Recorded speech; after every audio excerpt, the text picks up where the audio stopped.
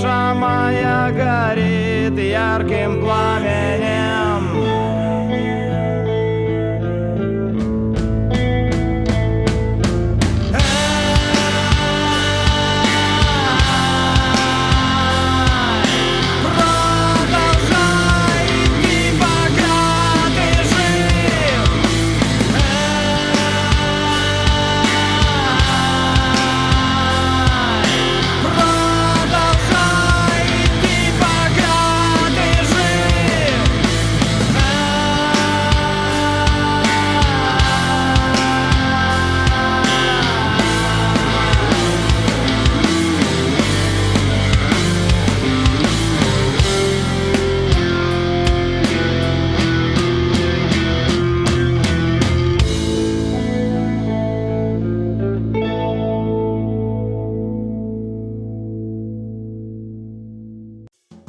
Доброго ранку. Зараз 9:30. Я знаходжуся у гамаку. Метрах у 50 від мене знаходиться озеро, а сам я знаходжуся разом з озером у Верхнезвінському районі. Учора ночі я знайшов місце для свого гамаку. Для гэтага мне спатрэбілася хвілін 40, каб адэкватна знайсці месца і развесіцца і не павесіцца. Спачатку павесіў гамак на не надта моцных дрэвах, тут у асноўным маладняк, таму пад маёй увагай яны пачалі прыгінацца і хрумсцець. Я вырашыў не рызыкаваць і не прачынацца ўначы ад бубум-бабах пад уласным цяжарам і яшчэ дрэвам зверху накрыцца. Я знайшоў іншае месца, тут павесіўся і лёг. Паеў трохі печанег. Які печанег, склерознік. Ты паеў яблыкавага пюрэ. Зараз будзем гатаваць сняданок. Он не спал ночами и курил сомнения, вынимал из пачки и тушил в куплетах, и мешали с пеплом сны стихотворения, и вопросы грелись у плиты ответа. У плиты жизнь оставила фантики, мы безумцы фанатики, но только с ним мы ближе, чем братики, роднее бойцов под прицельным огнем. Наша боль предсказана осенью, а эта роль не тронута проседью.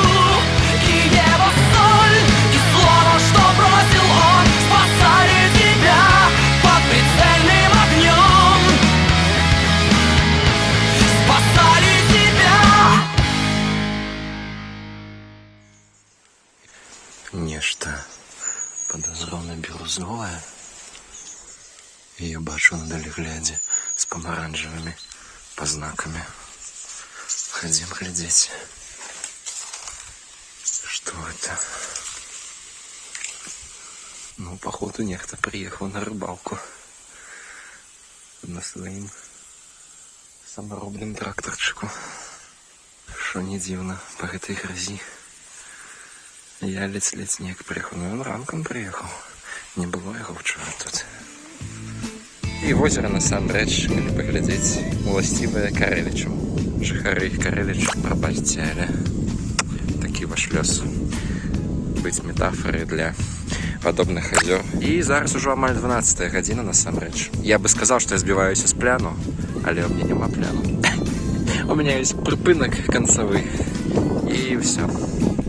Я мушу сёння дасягнуць выспы Д. Ду-ду-ду, на-на-на. Снова вместе, снова рядом. Прыйшлося абмыць ровар, перасабраць рэчы. Карацей, калі б я стаў ўсё ж такі а 6, як я першапачаткова і прачнуўся, то было б, канечне, можа больш прадуктыўна. Але адлегласць тут невялікая, пунктаў асаблівых не мае. На шляху я наведаю Кахановічы, дзе я ўжо быў, Асвею, дзе я ўжо быў, і далей, хутчэй за ўсё, мне прыйдзецца зрабіць кола А вакол Асвейскага возера, якое з'яўляецца другім пасля намечы буйнейшым возерам Беларусі, і таму гэта зойме пэўны час. Все, гэта ўсе пункты перабрацца на выспу і ночыць. Спадзяюся, мне хопіць часу, а пакуль што зірніце на гэты цудоўны жолудь. Ён чорны, як резина, з якой зроблена ўлада. Я яго вынайшоў у гэтым возеры, яго прыбіў да берага. Ось такіх чорных жалудоў я яшчэ ў жыцці не бачыў. Быццам пафарбавалі. А можа і фарбавалі. Забяру з сабой як сувенір.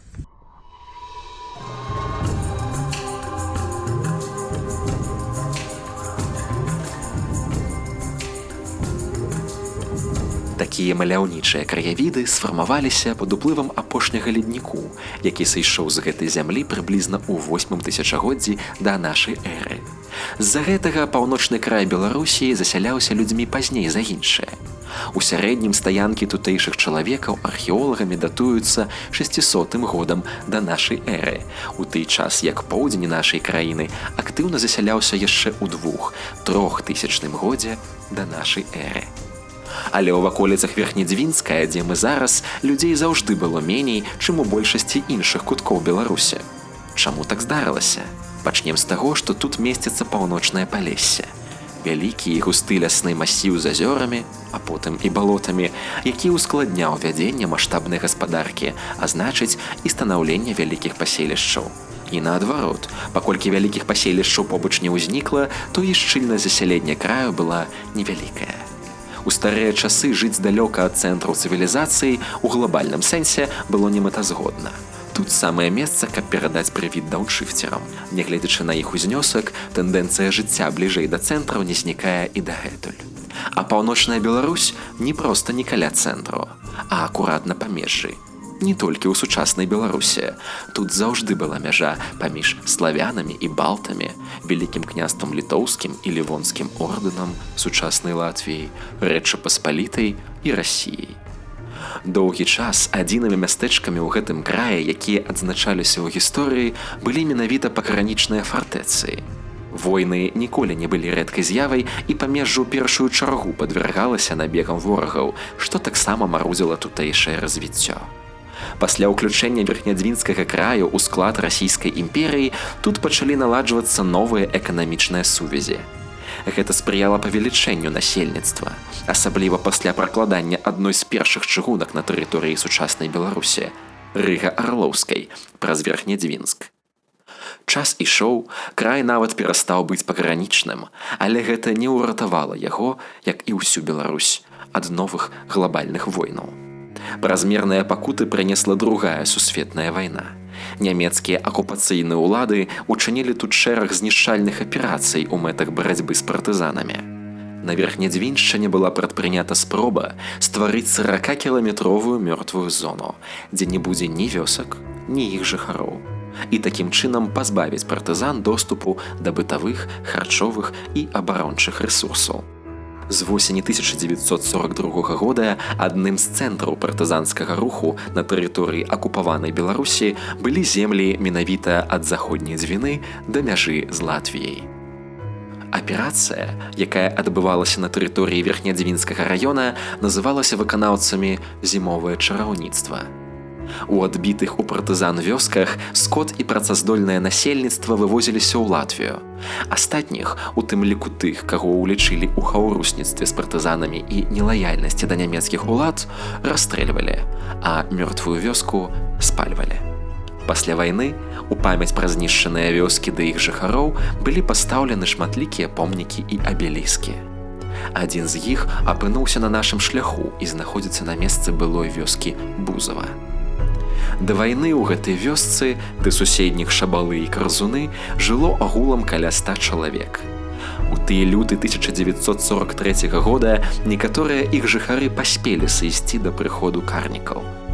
Адным з тых, хто здолеў уратавацца, быў бузаўскі хлопчык Йосіф Рудкоўскі, які шмат гадоў пазней узначаліў брыгаду па здабычы першай беларускай нафты.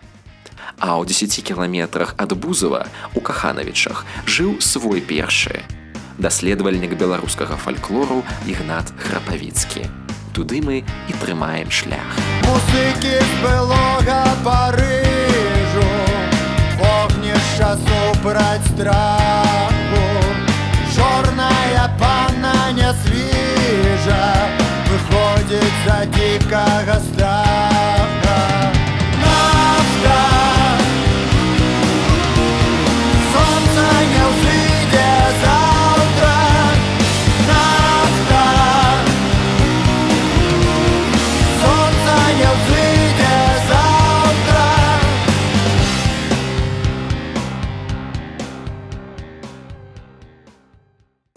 Не надта напружваючы глузды, я спыніўся там жа, дзе і ўехаў, у Рошчыцы. Яна, напэўна, трапіла была ў здымак, калі я уязджаў у Каханавічы. Вось, каля чарговага дрэва, то бяроза, напэўна. Ну да, як і ўсё тут астатняе. Падсілкуемся трохі, і што я хацеў заўважыць. Калі я выязджаў на асфальтавую дарогу, то перада мной ехала жанчына на нейкім задрапанскім роварчыку, у якога скрыпеў ланцуг, і ўсё казала пра тое, што яна наогул ледзь даедзе на сваім драндулеце туды, куды яна хоча. Хацела яна хутчэй за ўсё ў Каханавіч, туды ж куды і я, таму што мы ехалі адным шляхам, яна ехала ўвесь час за мной. Гэта, канешне, мяне псіхалагічна суцішала ў тым сэнсе, што у мяне такі ровар, мяне як бы трохі які-ніякі бренд, Мерін. Новы Мерін забраў. У яе ноунейм, хутчэй за ўсё, нават не стэлс. І я вось толькі з'ехаў да дрэва, прытуліўся і збіраўся есці, як яна па дарожцы пашапацела далей па сваіх справах. То бок яе адставанне ад мяне за ўвесь гэты час было настолькі мізэрным, а ейны грашовы ўклад у гэты ровар быў такім жа мізэрным. Паміж гэтым можна правесці прамую корреляцию. А если нет разницы, зачем платить больше? Новая Дося. Галоўнае правіла ў падарожжах – гэта спачатку аб'ездзі мясціну, тым больш, калі яна невялікая, а ўжо потым шукай прыдатнае месца для харчавання. Бо я стаяў як ёлупень каля бяроз, а тут ёсць цудоўная алея з услонамі. Ну, вось, прынамсі, самы бліжні знаходзіцца тут. Зараз пачытаем, як называецца гэтая алея. Мог тут пасядзець як чалавек, а не як бомж. Дакладна, гэта сквер Храпавіцкага, уладара гэтага маёнтка, дакладней фаміліі, якая ударыла гэтым маёнткам 17 стагоддзя. Вось такія цікавыя кампазіцыі тут ёсць. І, напэўна, там таксама камень у гонар Храпавіцкага, зараз паглядзім. Наколькі мне вядома, усялякай ініцыятывай, якая тычыцца Храпавіцкага, займаюцца іменно уладары клуба белых варон. Вось клуб белых варон. Кіраўнік клуба Пётр Квяцінскі волею лёсу прыехаў у Каханавічы 28 гадоў таму. І з тых часоў стаў неад'емнай часткай культурнага авангарду Каханавічаў і рэгіёна. Пад самаіранічным назовам «Белыя вароны» ён збіраў аднадумцаў, каб займацца культурным развіццём краю і ладзіць падарожжы. Ён далучаў да актыўнасцяў жыхароў усіх узростаў. Каля 100 дзяцей прайшлі праз яго клуб з часу яго ўтварэння. Няблага для мястэчка, у якім жыве менш за 500 чалавек. Тыя, каго не вабілі падарожжы, таксама знаходзілі заняткі на свой густ у межах клуба. Прымалі ўдзел у музычных і літаратурных вечарынах, упарадкоўвалі тэрыторыю пасёлка.